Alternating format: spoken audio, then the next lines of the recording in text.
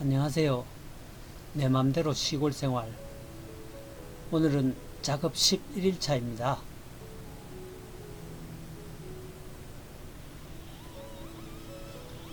어제에 이어 또 하루 일이 시작되었습니다. 11일차인 오늘 모든 뼈대를 마무리 지어 보려고 합니다. 우선 어제 못한 뒤쪽 기둥을 세워보려고 합니다. 기둥 위쪽 도리와 닿는 부분은 U자형 홈을 팝니다. 위치를 잡으면 땅을 파고 홈을 윗도리에 끼워 고정을 합니다.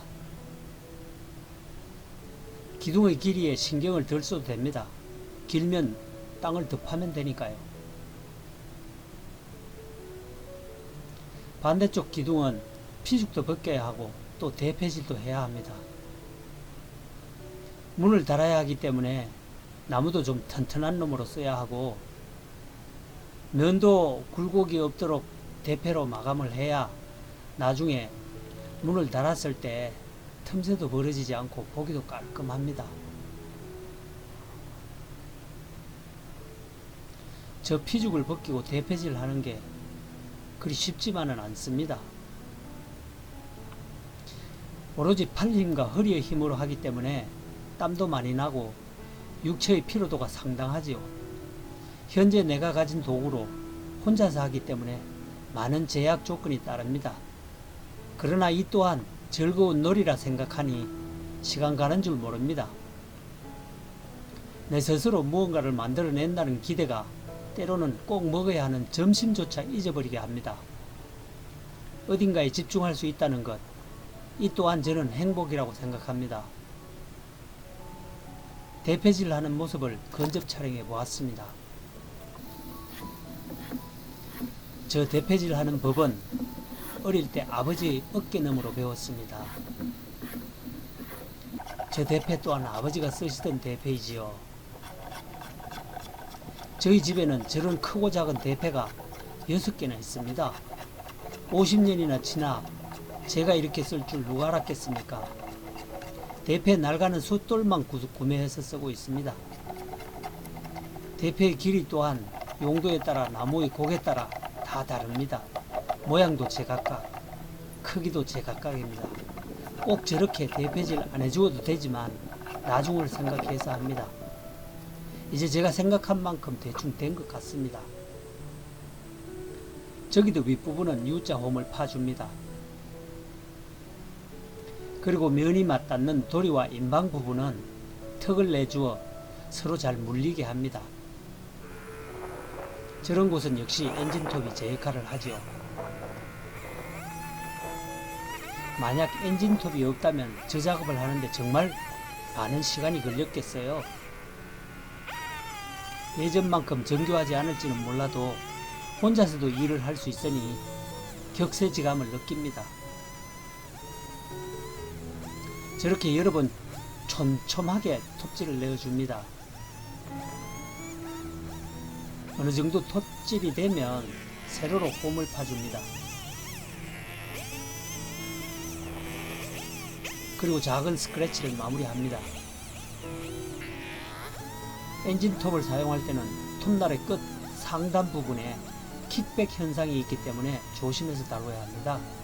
저는 항상 속으로 안전하냐? 정말 안전하냐? 하고 묻습니다. 그러면 대답을 해야 하기 때문에 스스로 조심하게 됩니다.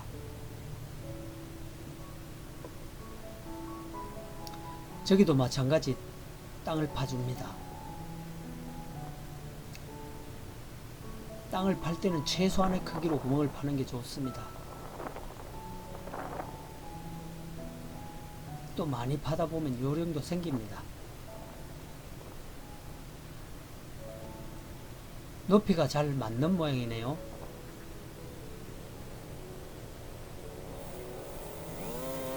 도리와 인방이 닿는 부분도 엔진톱으로 살짝 길을 내고 자기로 마무리합니다.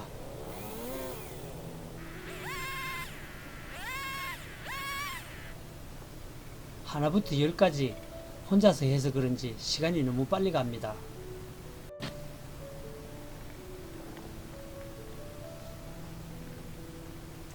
저 기둥이 완성되면 이제 거의 뼈대는 끝이 나게 되네요.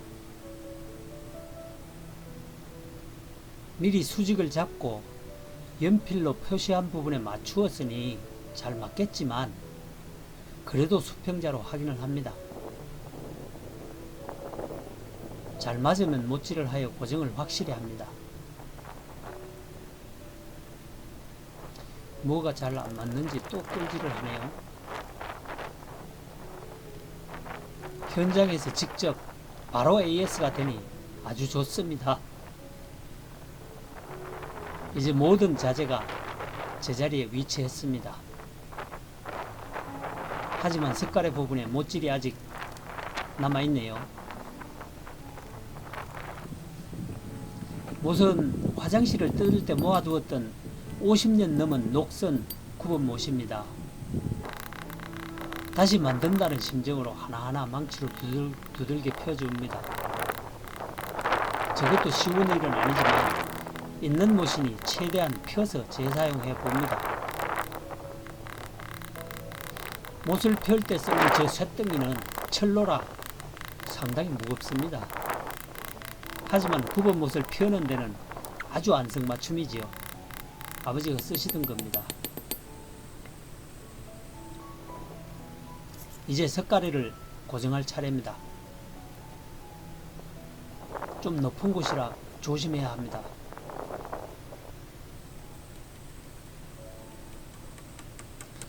양쪽에 걸쳐 놓은 다루끼가 못질 충격에 땅으로 떨어지네요.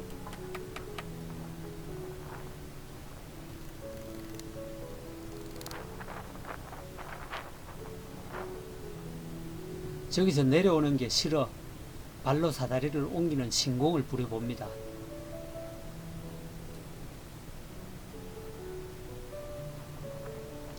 상황에 맞게 요령을 부리는 거 좋은 건 아니라는 거 압니다. 안전 불감증 소리 들을 만합니다. 영상을 빨리 돌려서 그런지 바람이 꽤 부는 것 같습니다. 아니 실제로도 지대가 좀 높고 바람이 몰려 오르는 곳이기 때문에 바람이 많이 붑니다.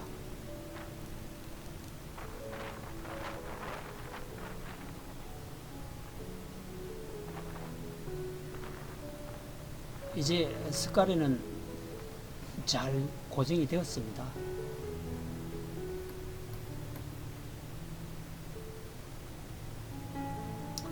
이제 양쪽에 1인치 다루끼로 평고대를 걸어 보려고 합니다. 그런데 구름이 영상을 어둡게 하네요. 다루끼가 좀 약한 건 사실이나 하중이 없기 때문에 무난합니다. 저기에 비닐하우스용 강철 패드를 고정시킬 생각입니다. 날씨가 변화무쌍합니다. 이제 반대쪽도 평고대 작업을 해봅니다. 저기에도 강철 패드를 고정합니다.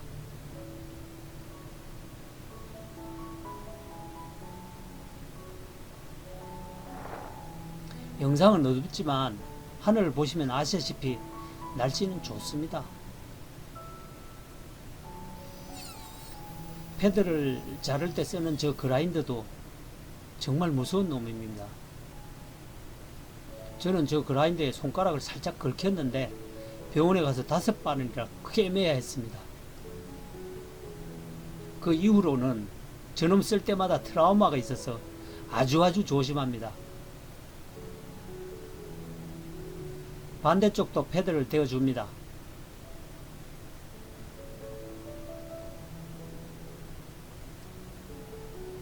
저 사다리 하나로 3m 높이의 골조들을 완성하네요.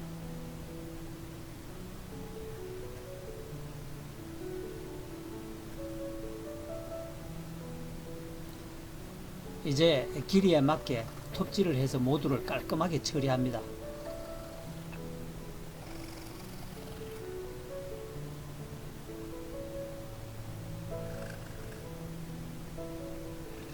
도면이 없을 때는 실제보다 길게 치목을 하고 완성 후 커팅하는 게 실수를 줄이는 길입니다.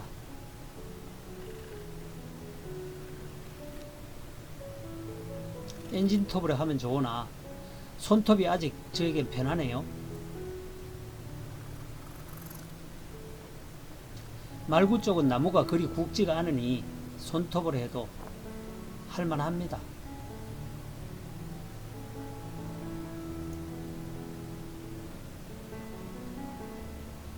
옹이 부분도 톱으로 모두 제거합니다.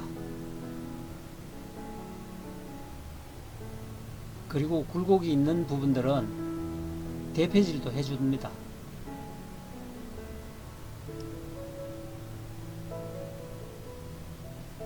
근데 원구 쪽은 나무가 좀 굵기에 엔진톱으로 커팅을 합니다.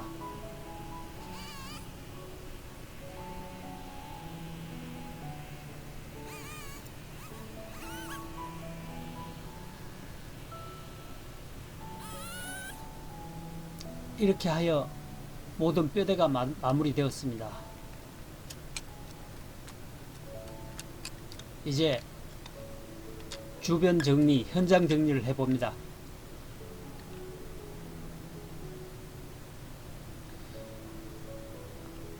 굴삭기 평탄 작업을 제외하면 작업 11일 만에 뼈대가 완성되는데요. 도면 없이 혼자서 작업한 셈 치고는 적당하게 걸린 것 같습니다.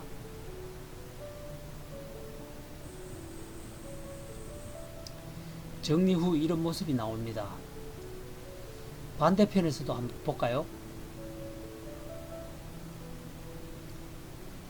저도 오늘을 마무리합니다.